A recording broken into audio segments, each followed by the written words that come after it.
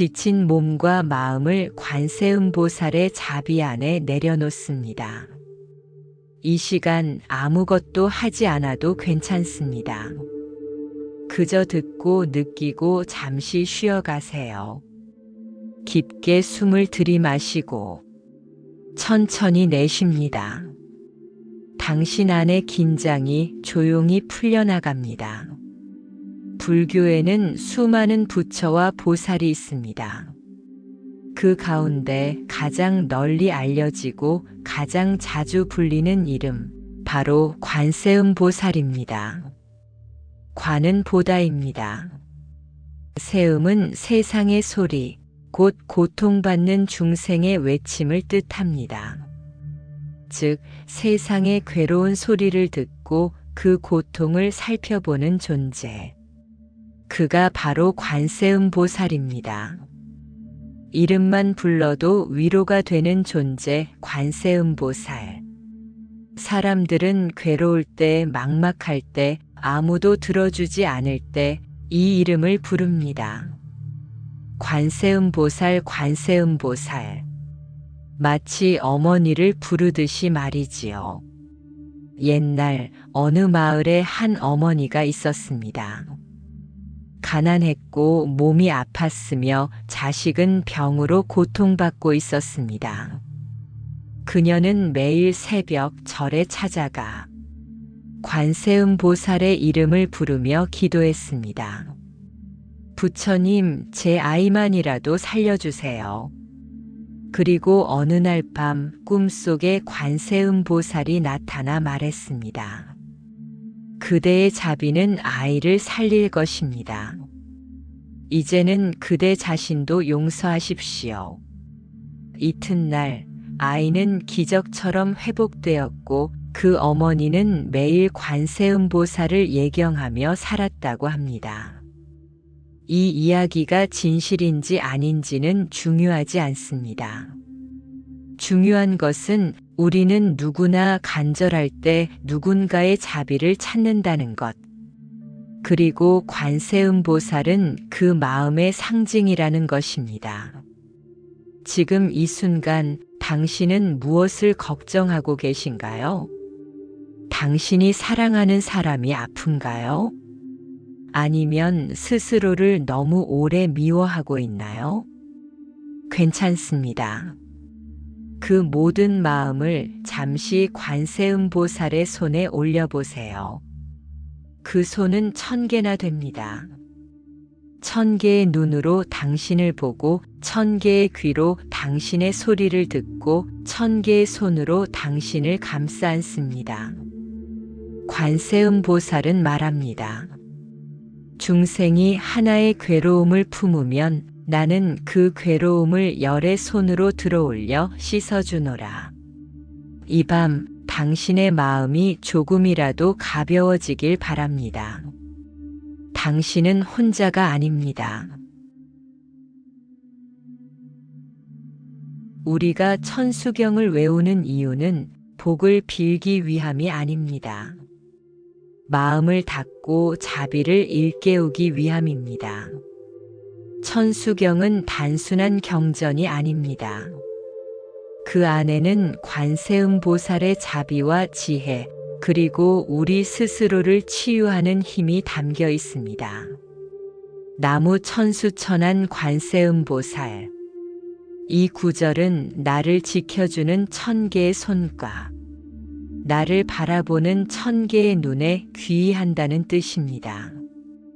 이 말을 조용히 마음으로 읊어봅니다. 나무 천수천안 관세음보살. 숨을 들이마시고 내쉬며 천천히 마음이 비워지는 것을 느껴봅니다. 천수경의 첫머리는 개경계입니다. 모든 부처님께 예를 갖추는 이 구절은 우리의 마음을 정갈하게 만드는 첫 걸음입니다. 무상심심미묘법. 이 뜻은 가장 소중하고 귀한 가르침을 오늘 우리가 만났습니다 라는 의미입니다. 당신이 이 경전을 듣는 지금 이 순간 바로 그 자체가 수행입니다. 부처님을 뵙는 시간입니다. 천수경에는 이런 구절도 나옵니다.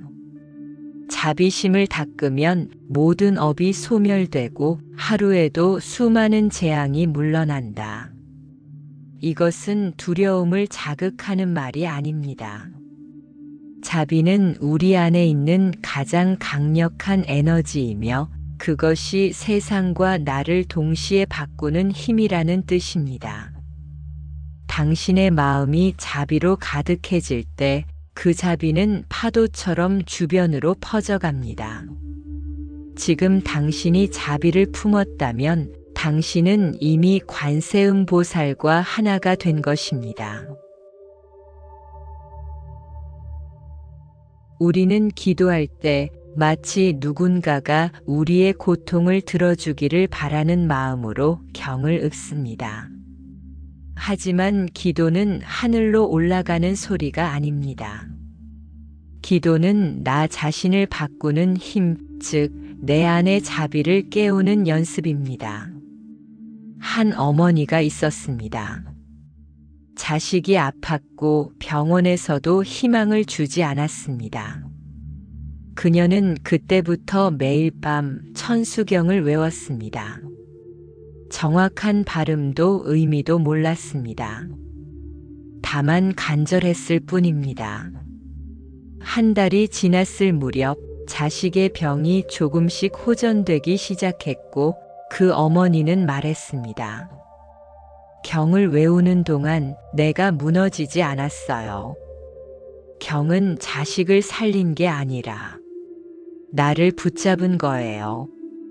천수경은 기적을 만드는 주문이 아닙니다. 천수경은 무너지지 않게 붙잡아주는 마음의 기둥입니다. 40대 중반의 한 남성이 있었습니다.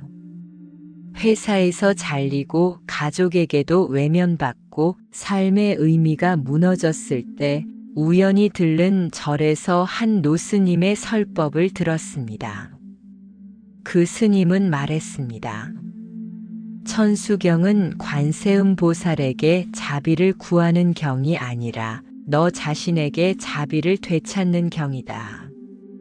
그날 이후 그는 매일 밤 한 줄씩 천수경을 써내려갔고 2달 뒤 그는 새로 일을 시작하게 되었고 가족과도 다시 마음을 열 수 있었습니다. 그는 말합니다. 천수경은 나를 바꾼 게 아니라 내가 나를 다시 믿게 만든 도구였습니다. 또 다른 이야기입니다. 70대의 노인이 있었습니다. 어머니가 돌아가신 뒤 죄책감에 시달렸습니다. 마지막에 더 잘해드리지 못한 기억이 밤마다 마음을 갉아먹었습니다. 그러다 천수경 마지막 구절 회향계를 듣게 됩니다. 원하옵건대 이 공덕을 넓고 넓은 법계에 회향하여 일체 중생이 모두 깨달음을 이루게 하소서. 그는 깨달았습니다. 이 기도는 내가 잘 살기 위한 것이 아니라 어머니와 함께 깨달음을 이루는 길이었구나. 그날부터 그는 매일 어머니의 이름을 부르며 천수경을 회향하게 되었습니다. 그의 마음은 조용히 평화로워졌습니다.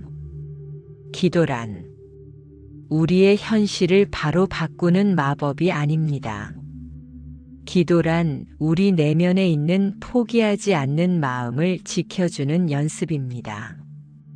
그리고 천수경은 그 연습을 가장 따뜻하게 도와주는 자비의 언어입니다. 하루가 저물었습니다. 당신은 오늘도 견뎌냈고 살아냈습니다. 지금 이 순간 당신 곁에는 관세음보살이 함께 계십니다. 보이지 않지만 느낄 수 있는 자비의 기운이 당신의 마음을 천천히 감쌉니다.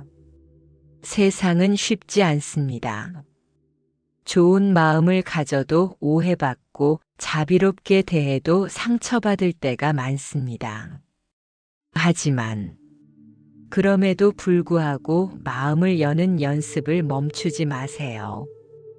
자비는 약한 이들의 감정이 아니라 가장 강한 이들이 선택하는 태도입니다. 당신이 자비를 품을 때 당신도 누군가의 관세음보살이 됩니다. 천수경의 마지막 구절은 이렇게 끝납니다.